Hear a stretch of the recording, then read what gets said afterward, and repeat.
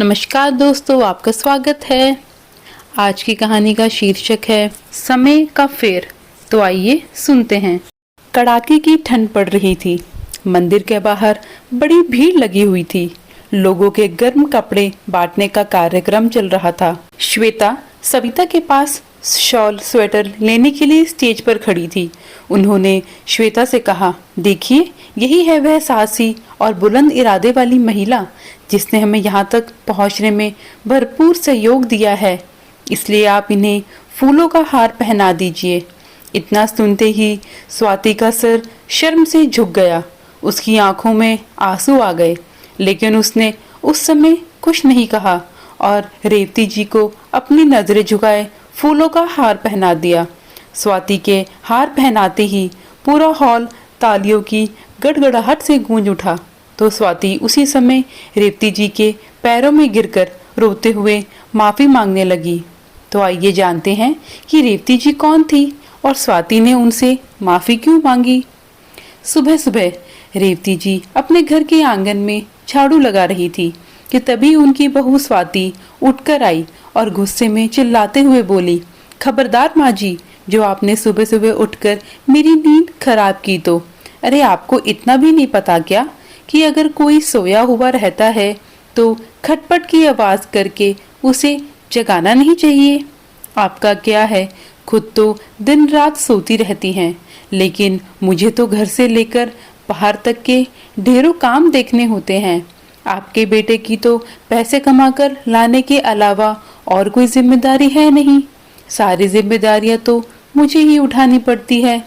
उसमें भी आपको सुबह सुबह चैन नहीं रहता। लग जाते हैं आंगन में झाड़ू लगाने।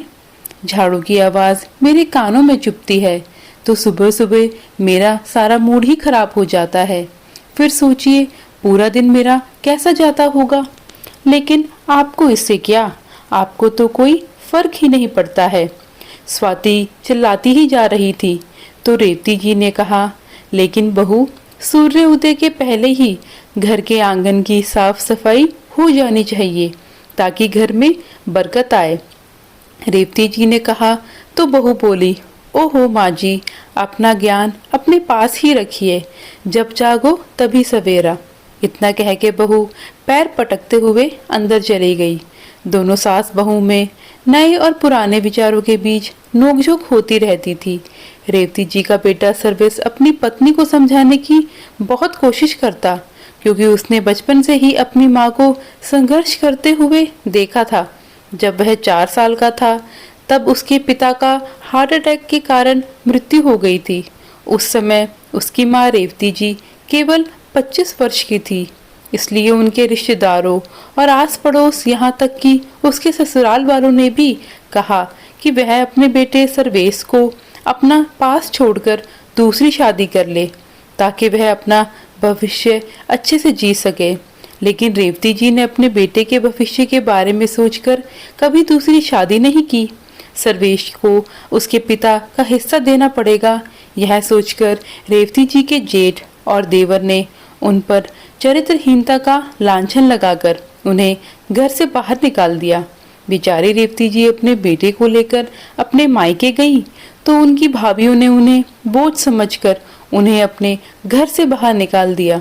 अब इतनी बड़ी जालिम दुनिया में, जहां यही समाज के ठेकेदार, जो लोग समाज को सुधारने की बात तो करते हैं, लालची भेड़ियों की तरह अपनी आंखें गड़ाए ऐसी विधवा औरत को जीना हराम कर देते हैं। उसी समाज में रेवती जी अपने छोटे से बेटे को लेकर उसके भविष्य को बनाने के लिए निकल पड़ी। साहस रूपी चादर ओढ़ अपने बच्चे का सहारा लेकर वह दिन भर लोगों के घरों में झाड़ू, पोछा, बर्तन साफ करती तो कभी किसी के खेतों में जाकर मजदूरी भी करती थी, लेकिन अपने बच्चे का भविष्य सुधारने में हमेशा जुटी रहती थी। कभी कभी तो उसे भूखे पेट ही सोना पड़ता, पर वह अपने बेटे सर्वेश को कभी भूखा नहीं सुलाती थी। सर्वेश जब खाने के लिए कहता तो वह कह देती, बेटा मैंने पहले ही खा लिया था। लेकिन वह बालक मन का भोला भाला बच्चा उस समय क्या ही जानता था कि माँ ने वास्तव में खाना खाया है या नहीं। लेकिन अब वह बड़ा हो गया है तो वह सारा समय उसकी आंखों के सामने चलचित्र की भांति घूम जाता कि किस तरह उसकी माँ ने अपने बच्चे के लिए अपनी सारी खुशियों का गला घोटकर अपने बच्चे को उस मुकाम तक पहुंचाया जो आज उनका बेटा एक सफल बिजनेसमैन बन गया है। लेकिन स्वाति को अपने पति की इज्जत की कोई परवाह नहीं थी। सर्वेश चाहता था कि उसकी माँ को सारे जहाँ की खुशियाँ और सुख सुविधा मिले, लेकिन स्वाति उसके विपरीत सोचती थी। वह अपनी सासू माँ को एक घंटे के लिए भी अपने घर में बर्दाश्त नहीं करना चाहती थी। लेकिन सर्वेश के दबाव में आकर रेवती जी को थोड़ी बहुत इज्जत मिल जाया करती थी, लेकिन सिर्फ सर्वेश के घर पर रहने तक ही। जैसे ही सर्वेश घर से बाहर निकलता तो वह अपने असली रूप में आ जाती और रेवती जी से कहती, माँ जी चलिए आप बैठे बैठे घर में बर्तन साफ कर दीजिए, वरना बुढ़ापे में बैठी रहोगी तो आपके घुटने जवाब दे जाएंगे। इसलिए यहाँ से उठिए और बर्तन साफ कर लीजिए। वैसे भी इसके पहले भी तो आप यहाँ नौकरों वाले काम कर चुकी हो ना, फिर तो आपको कोई परेशानी होनी ही नहीं चाहिए। और हाँ, एक बात ध्यान में रखिए, खबरदार जो अपने बेटे से इस बारे में कुछ भी कहा तो। वैसे भी आपका बेटा कई कई दिनों तक घर में आता नहीं, सोचो फिर आपको खाना कौन देगा। दोनों टाइम खाना चाहिए और आराम की नींद चाहिए, तो चुपचाप वैसा ही कीजिए जैसा मैं कहती हूँ। रेवती जी बेचारी चुपचाप आंसू बहाती रही। सर्वेश अक्सर बिजनेस के सिलसिले में इधर उधर जाता रहता था और स्वाति उसका फुल फायदा उठाती थी। सर्वेश जब घर आता तो वह रेवती जी के साथ ऐसे पेश आती जैसे वह उसकी सास नहीं माँ हो। रेवती जी भी अपने बेटे से बहू की कोई शिकायत नहीं करती थी, इसलिए सर्वेश भी अपनी माँ की सुख सुविधा के बारे में सोचकर निश्चिंत रहता था। उसे लगता था कि उसकी पत्नी तो उसकी माँ का बहुत अच्छे से ध्यान रखती है, पर उसे क्या पता था कि उसके पीछे से कितने जुल्म करती है। समय अपने रफ्तार चलता रहा। अब सर्वेश को बिजनेस में घाटा होने लगा तो उसने विदेश में व्यापार करने की सोची। जब उसने इस बारे में अपनी माँ और पत्नी को बताया तो स्वाति तो बहुत खुश हुई कि अब वह अपनी सास को अपने इशारे पर नचाएगी। उधर रेवती जी को दुख तो बहुत हुआ, पर घर खर्चा चलाना भी बहुत ज़रूरी था, इसलिए कुछ नहीं बोल पाई और मुस्कुराकर अपने बेटे को हामी भर दी। तो सर्वेश ने कुछ पैसे अपनी माँ को दिए, कुछ पैसे अपने पत्नी को दिए और वहाँ से चला गया विदेश व्यापार के सिलसिले में। अब स्वाति तो जैसे अपने पति के जाने का इंतज़ार ही कर रही हो। उसके जाते ही वह रेवती जी को ऐसे दिखाने लगी जैसे अब वो उनके साथ अच्छे से रहेगी। बहला फुसलाकर उसने घर के सारे काम करवाने लगी। एक दिन सुबह सुबह स्वाति रेवती जी से बोली, माँ जी आपके बेटे का फ़ोन आया था, वो बोल रहे थे कि उनका विदेश में अभी कारोबार अच्छे से नहीं जमा है और पैसों की भी तंगी चल रही है, इसलिए मैं तो कहती हूँ कि मेरी सहेली ने छोटे बच्चों के लिए एक प्ले स्कूल खोला है। उसे छोटे बच्चों की देखरेख के लिए एक आया की ज़रूरत है, आप वहाँ चली जाइए, उसकी ज़रूरत भी पूरी हो जाएगी और इसके बदले जो आपको पैसे मिलेंगे उससे हमारा घर खर्च भी निकल जाएगा। और आपके बेटे की मदद अब मैं भी चली जाती, लेकिन पीछे से चिंटू की पढ़ाई कौन करवाएगा, और भी बच्चों के 1000 काम होते हैं ना, इसलिए मैं तो नहीं जा पाऊंगी, लेकिन आप तो अपने बेटे के लिए इतना तो कर सकती हो ना। बहू की बात सुनकर रेवती जी ने कहा, लेकिन बहू मैं इस उम्र में क्या ही काम कर पाऊंगी। अच्छा आप एक काम के लिए भी अब उम्र देख रही है, वहाँ आपका बेटा परेशान हो रहा है, लेकिन फिर भी आपको अपने बेटे की चिंता नहीं है।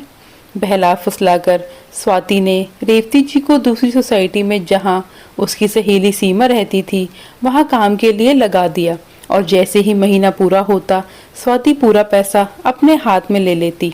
रेवती जी के हाथ में 1 रुपया नहीं देती, लेकिन फिर भी रेवती जी खुश थी कि उनकी वजह से उनके बेटे को कुछ तो मदद हो जाती होगी। 1 साल बाद जब उनका बेटा सर्वेश विदेश से घर वापस आया तो अपनी माँ को साड़ी देते हुए बोला, माँ मैं आपके लिए बनारसी साड़ी लाया हूँ, आपकी बहुत इच्छा थी ना ऐसी साड़ी पहनने की, कहते हुए सर्वेश ने वह साड़ी अपनी माँ के हाथ में थमा दी। तो रेवती जी ने कहा, बेटा तू मेरे लिए इतनी महंगी साड़ी क्यों लाया? पहले तो अपने कारोबार को अच्छी तरह से जमा ले। रेवती जी की बात सुनकर बेटे ने मुस्कुराते हुए कहा, अरे माँ, आपके आशीर्वाद से जब से मैं विदेश गया हूँ तब से मेरा कारोबार अच्छा चलने लगा था। क्यों, स्वाति ने आपको बताया नहीं क्या? तो रेवती जी आश्चर्यचकित रह गई। उन्हें समझ ही नहीं आ रहा था कि वे अपने बेटे से इस सवाल का क्या जवाब दे, क्योंकि बहू तो उन्हें अभी भी रोज यही कहती थी कि उनके बेटे को बिजनेस में काफी नुकसान हो रहा है, तो हमारी मदद से उसकी भरपाई हो सके। रेवती जी कुछ बोलती उससे पहले ही स्वाति आकर बात को संभाल लेती है और रेवती जी की तरफ आंखें निकालते हुए कहा, बताया था ना माँ जी को, अब माँ जी की उम्र हो चली है ना, इसलिए माँ जी कभी कभी भूल जाती है ना माँ जी? तो रेवती जी ने भी बहू की हाँ में हाँ मिला दी। वह बहू की बातें अच्छे से समझ रही थी कि बहू ऐसा क्यों कह रही है, लेकिन फिर भी वह कुछ न बोल सकी, क्योंकि बहू कई बार रेवती जी को यह धमकी दे चुकी थी कि अगर वह अपने बेटे को उसकी शिकायत करेंगी तो वह चिंटू को लेकर अपने मायके चली जाएगी। यही सोचकर कि अपने बेटे का घर ना टूटे, बस इसी कारण रेवती जी शांत रह गई।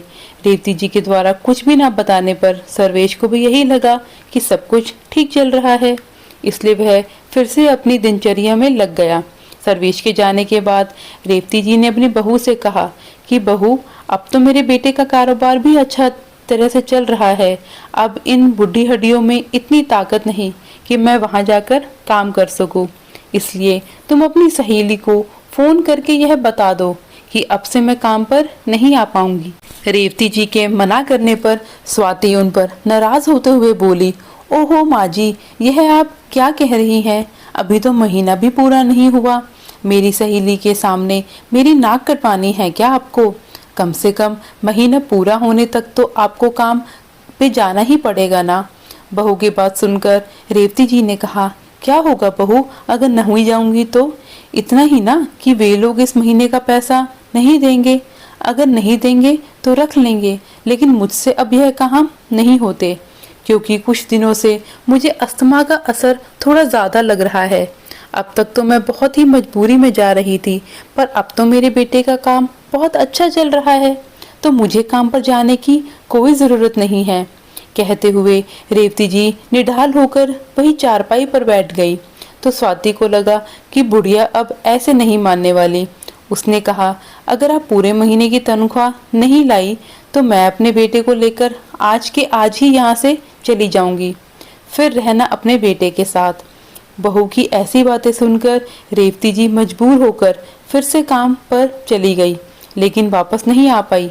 वही रास्ते में बेहोश होकर गिर गई। तभी रास्ते में जाते किसी ने उन्हें बेहोशी की हालत में देखा तो एम्बुलेंस बुलाकर सरकारी अस्पताल में भर्ती करा दिया। जब रेवती जी को होश आया तो डॉक्टर ने उनसे उनके बारे में या उनके घर वालों के बारे में पूछा। तो रेवती जी ने कहा कि मेरे बेटे बहू विदेश में रहते हैं, मैं यहाँ पर अकेली रहती हूँ, आप मुझे डिस्चार्ज कर दीजिए, मैं चली जाऊँगी। तो डॉक्टर ने उन्हें कुछ दवाइयाँ दी और उन्हें डिस्चार्ज कर दिया। लेकिन रेवती जी के लिए सवाल यह था कि वह जाए तो कहाँ जाए, क्योंकि उस घर में जाकर तो फिर से नौकरों वाले काम नहीं करना चाहती थी वो, और बदले में गालियाँ भी नहीं सुन सकती थी। इसलिए 1-2 दिन तक तो उसी अस्पताल के बरामदे में इधर उधर भटकती रही, लेकिन वहाँ के सुरक्षा कर्मियों ने उन्हें वहाँ से भगा दिया। अब रेवती जी सड़क पर इधर उधर भटकने लगी। उधर सर्वेश जब घर आया तो स्वाति से अपनी माँ के बारे में पूछा तो स्वाति बोली, मुझे नहीं मालूम सर्वेश, माँ जी मंदिर जाने के लिए घर से निकली थी, लेकिन उसके बाद माँ जी वहाँ से कहाँ चली गई मुझे नहीं पता। इतना सुनते ही सर्वेश आग बबूला होते हुए बोला, नहीं पता का क्या मतलब हुआ? तूने ही मेरी माँ के साथ कुछ उल्टा सीधा किया होगा। कहते हुए सर्वेश गुस्से से बाहर निकल गया और इधर उधर अपनी माँ को ढूंढने पड़ा, लेकिन वह उसे कहीं नहीं मिली। उधर स्वाति अपनी सहेली सीमा को बार बार फोन करके पूछ रही थी कि मैंने माँ जी को तुम्हारे घर भेजा था, वह वहां से कहाँ चली गई।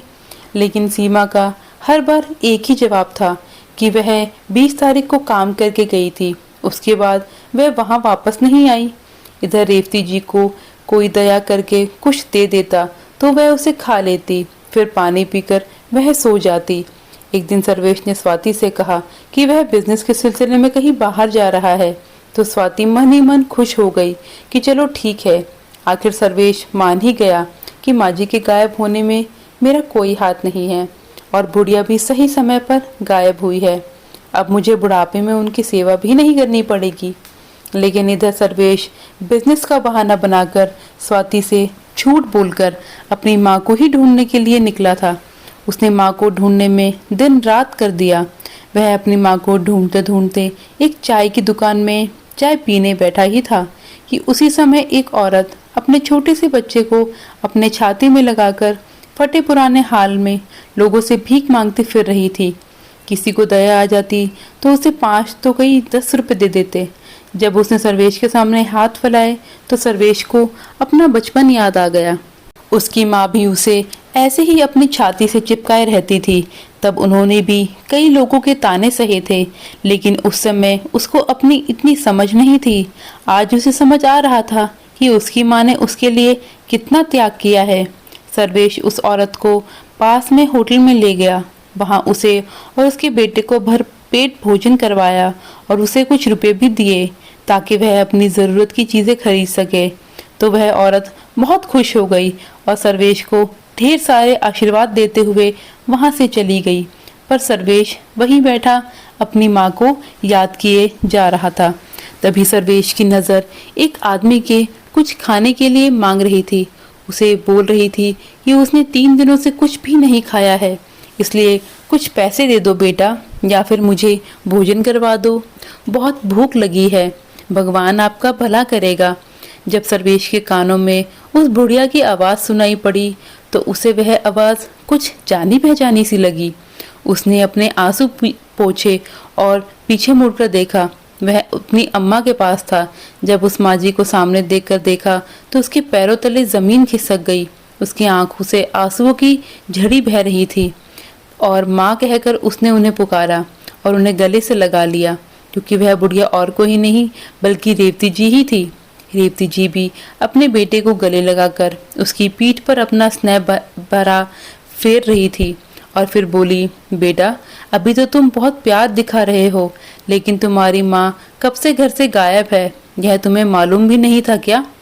कहीं बहू ने तो नहीं भेजा है तुम्हें भी मुझे वापस ले जाकर फिर से किसी के घर में नौकरानी बनाकर रख दोगे? अगर ऐसा है तो अभी के अभी यहाँ से चले जाओ बेटा, मैं सड़क पर ही भीख मांगकर जी लूँगी। नहीं चाहिए मुझे तुम्हारा प्यार और तुम्हारा घर, संसार नहीं चाहिए बेटा। अपनी माँ के मुंह से ऐसी बातें सुनकर सर्वेश आश्चर्यचकित रह गया।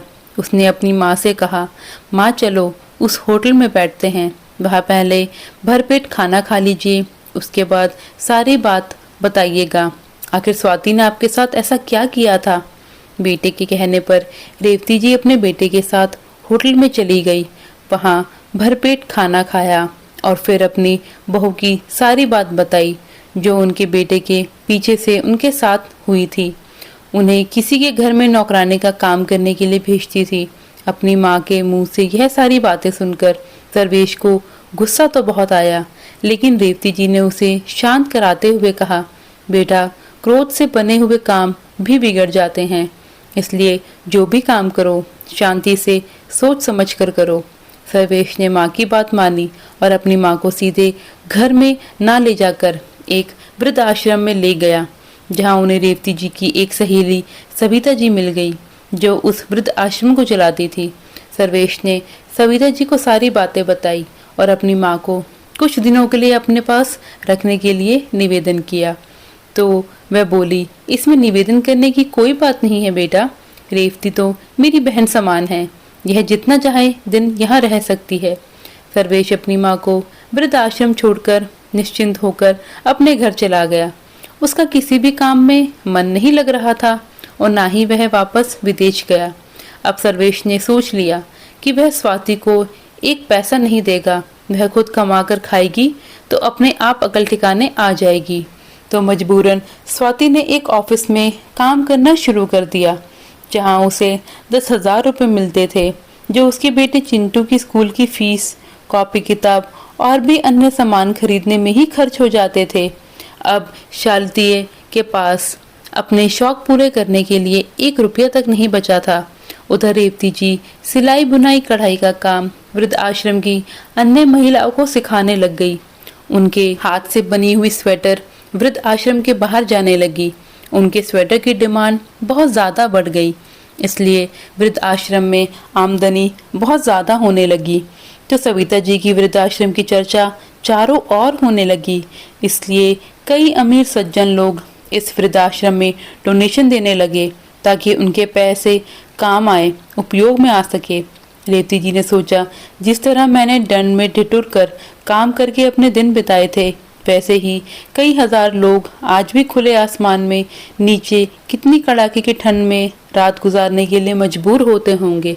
इसलिए क्यों ना उन्हें इस ठंड के मौसम में स्वेटर सील कर बांट दिया जाए, क्योंकि प्रकृति तो सभी के लिए एक समान होती है। वह नहीं जानती कि गरीब कौन है और अमीर कौन है, किसके पास गर्म कपड़े हैं और किसके पास नहीं। ठंड या गर्मी तो सभी को एक समान लगती है। वह तो मनुष्य अपनी सुविधाएं के अनुसार सुख या दुख भोगता है, तो क्यों ना हमसे जितना बन सके हम उतना करें। उन्होंने अपने यह विचार अपनी सहेली सविता जी को बताए, तो उस वृद्ध आश्रम के मैनेजर ने उन्हें भी रेवती जी का यह विचार सही लगा और उन्होंने रेवती जी का यह नेक विचार सबको बताया। तो पूरा वृद्धाश्रम तालियों की गड़गड़ाहट से गूंज उठा, क्योंकि उन्हें मालूम था कि उनकी स्वेटर खुले आसमान के नीचे रहने वाले गरीब लोगों को गर्म करने की काफ़ी मदद करेगी। जब सारी स्वेटर तैयार हो गई तो सविता जी और रेवती जी ने एक शानदार पार्टी रखी, जिसमें कोई भी ज़रूरतमंद इंसान वहां जाकर खाना खा सकते थे और उपहार में स्वेटर शॉल लेकर जा सकते थे। धीरे धीरे स्वाति को इस बात का पता चला, तो वह भी वहां उन भिखारियों की लाइन में खड़ी हो गई। सबसे पहले स्टेज पर सविता ने सभी को कुछ ज्ञान की बातें बताई और कहा, आज हम जो यह पार्टी रख पा रहे हैं और इतना कुछ पाए हैं, इस मुकाम तक पहुंचने के पीछे एक बहुत ही मजबूत और नेक इरादे वाले शख्स का हाथ है। अगर आज वह इंसान नहीं होती तो शायद इतने लोगों के चेहरे पर खुशी नहीं होती। तो मैं चाहती हूँ कि उनके साहस और सहयोग के लिए एक बार जोरदार तालियां हो जाए। वहाँ उपस्थित लोगों ने बहुत सी उत्साह और जोश के साथ तालियां बजाकर उनका स्वागत किया। स्वाति भी उत्साहित थी कि कौन है वह शख्स जिसे वह देखना चाहती थी, लेकिन रेवती जी की कार का टायर पंचर होने के कारण वह समय पर नहीं पहुंच पाई। इसलिए सविता जी सभी लोगों को एक एक करके स्वेटर शॉल देने लगी। तभी रेवती जी भी अपने बेटे सर्वेश के साथ वहां पहुंच गई। तो स्वाति उसी समय स्वेटर लेने के लिए सविता जी के पास खड़ी थी। तो स्वाति ने वहां सभी लोगों को स्वेटर शॉल लेने की लाइन में खड़े अपनी अपनी जगह पर खड़े हो जाए, और स्वाति जो सविता के पास शॉल स्वेटर लेने के लिए स्टेज पर खड़ी थी, उन्होंने स्वाति से कहा, देखिए यही है वह साहसी और बुलंद इरादे वाली महिला जिसने हमें यहाँ तक पहुँचाने में भरपूर सहयोग दिया है, इसलिए आप इन्हें फूलों का हार पहना दीजिए। इतना सुनते ही स्वाति का सिर शर्म से झुक गया, उसकी आंखों में आंसू आ गए, लेकिन उसने उस समय कुछ नहीं कहा और रेवती जी को अपनी नजरें झुकाए फूलों का हार पहना दिया। स्वाति के हार पहनाते ही पूरा हॉल तालियों की गड़गड़ाहट से गूंज उठा। तो स्वाति उसी समय रेवती जी के पैरों में गिरकर रोते हुए माफी मांगने लगी। तभी रेवती जी ने उसकी दोनों बाजुओं को पकड़कर उठाते हुए कहा, अरे अरे, लगता है बराबर खाना पीना नहीं मिलने की वजह से आप कमज़ोर हो गई है। थोड़ा अच्छा खाया पिया करे और सेहत की तरफ ध्यान दिया करे। वैसे आपका नाम क्या है? मैंने आपको पहचाना नहीं। लगता है काम के अधिकता के कारण आप अपने लिए समय नहीं निकाल पा रही होंगी, इसलिए समय से पहले ही बूढ़ी नजर आ रही है। सविता बहन, इन्हें एक ही जगह 2 स्वेटर दीजिए और शॉल भी दे दीजिए। हो सकता है काम के अधिकता के कारण इन्हें हफ्ते भर में धोने का टाइम मिलता भी होगा या नहीं। 2 स्वेटर होंगे तो इन्हें धोने और पहनने में भी सुविधा होगी। रेवती जी की एक एक बातें स्वाति को तीर की तरह चुभ रही थी। वह नीचे सिर झुकाए चुपचाप रेवती जी की बातें सुनती रही और फिर वहाँ से स्वेटर लिए बिना ही जाने लगी। तभी रेवती जी बोली, अरे आपने तो स्वेटर लिया ही नहीं, या स्वेटर की कोई कमी नहीं है आपके लिए, तो दो दो स्वेटर शॉल का ऑफर है और आप बिना शॉल लिए ही जा रही हैं, क्या बात है। और हाँ, यहाँ का स्वादिष्ट खाना भी खाइए, अगर नहीं खाया तो ज़रूर खाकर जाइएगा। यहाँ भरपूर भंडारा लगा है, यहाँ किसी को भूखे पेट नहीं रखा जाएगा। स्वाति ने दो दो स्वेटर शॉल पकड़े और चुपचाप अपने घर चली गई। घर जाकर उसने सारी बात फ़ोन करके अपनी माँ को बताई तो उसकी माँ बोली, ठीक है बेटी, तू कल ही वृद्धाश्रम जाना और अपनी सास के पैर पकड़कर माफ़ी मांगना, उनसे कुछ पैसों की मदद करने के लिए कहना, और हाँ, घर चलने के लिए मत बोल देना।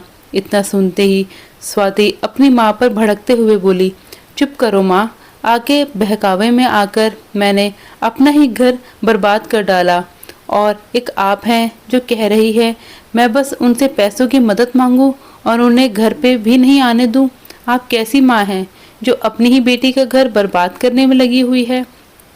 और एक सर्वेश की माँ है, उन्होंने अपने बेटे को कितने अच्छे संस्कार दिए हैं कि सर्वेश को सारी सच्चाई पता भी चल गई, लेकिन ना ही उसने मुझे मारा पीटा और ना ही मुझसे कोई लड़ाई झगड़ा किया, बल्कि वह वृद्ध आश्रम जाकर अपनी माँ की सेवा करता रहा। और पता है ना, कल भी माँ जी अपने बेटे सर्वेश के साथ आई थी। अब मैं आपकी बात बिल्कुल नहीं मानूंगी, बल्कि अपने मन की सुनूंगी। इतना कहकर स्वाति ने गुस्से से फोन कट कर दिया और अगले ही दिन वह वृद्धाश्रम गई। अपनी सासू माँ से रो रो कर माफ़ी मांगने लगी तो सर्वेश भी वहीं पर था। वह सर्वेश से भी माफ़ी मांगने लगी, लेकिन सर्वेश बोला, तुमने मेरी माँ से कहा था ना कि अगर वह तुम्हारी बात नहीं मानेगी तो तुम अपने बच्चे को लेकर अपने मायके चली जाओगी। तो जाओ, खुशी खुशी जाओ, तुम अपने मायके जा सकती हो, लेकिन मैं अपनी माँ को नहीं छोड़ सकता। इसलिए मैं तुमसे बिना कुछ कहे अपनी माँ की सेवा करने वृद्ध आश्रम चला आया, क्योंकि आज मेरी माँ की बहू ने उनके साथ ऐसा किया तो कल को हमारी बहू भी आएगी और वह भी हमारे साथ ऐसा ही करेगी।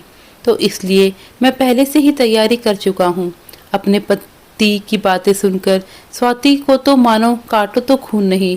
अब वह क्या करे, उसे कुछ समझ नहीं आ रहा था। वह रोते हुए कभी रेवती जी के पास जाती तो कभी सर्वेश जी के पास, लेकिन कोई भी उसे माफ करने के लिए तैयार ही नहीं था।